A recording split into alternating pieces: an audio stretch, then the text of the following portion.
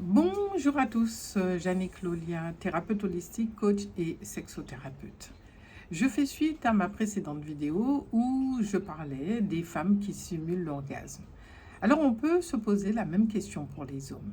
Est-ce que les hommes simulent-ils également leur orgasme? Selon les statistiques, si les 3/4 des femmes simulent, les hommes seraient un quart à simuler de plaisir, même si c'est plus difficile. Mais c'est tout à fait réalisable parce qu'un homme peut éjaculer sans avoir de plaisir et d'ailleurs jouir sans éjaculer, car ces deux événements sont en fait dissociés. Comment ça s'explique? Tout simplement parce que ce phénomène est parfois observé dans certaines conditions médicales ou psychologiques. Par exemple, les hommes qui ont subi une prostatectomie peuvent éjaculer sans ressentir de plaisir orgasmique. Et puis, il y a des situations de stress ou des dysfonctionnements érectiles qui peuvent également entraîner ce phénomène. Donc, il peut y avoir éjaculation sans plaisir. Alors, la question qui se pose, est-ce que les hommes connaissent l'orgasme comme les femmes? Alors, pour un homme, l'éjaculation est généralement associée à l'orgasme, mais ce n'est pas du tout la même chose. Je m'explique.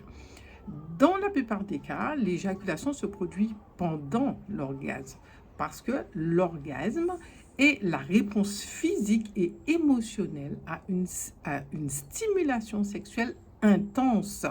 Donc, cela va impliquer une libération de tension sexuelle et une sensation de plaisir intense. Alors que l'éjaculation n'est qu'un processus physique de dégagement de sperme.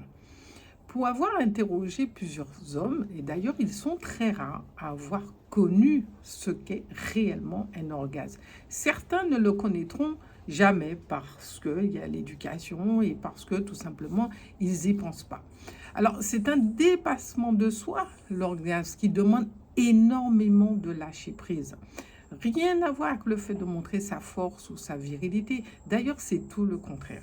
C'est toute sa vulnérabilité qui ne veut pas dire faiblesse d'ailleurs, mais c'est un don de soi, un don à soi-même qui te fait traverser une autre dimension de toi que souvent tu es loin d'imaginer. Que pourrais-tu mettre en place pour atteindre ce grand cadeau de la vie? Eh bien, tout comme il est demandé aux femmes de communiquer leurs besoins et désirs, tu pourrais toi aussi t'ouvrir à ta partenaire, apprendre à donner et recevoir, et d'autant plus appréciable et apprécié, quelles que soient les femmes ou les hommes que tu peux justement, avec qui tu peux avoir du plaisir.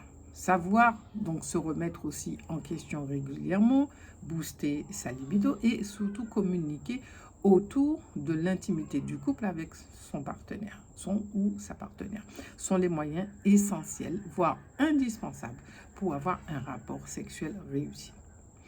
Si tu souhaites quelques conseils ou être accompagné, je te laisse mon lien dans ma bio.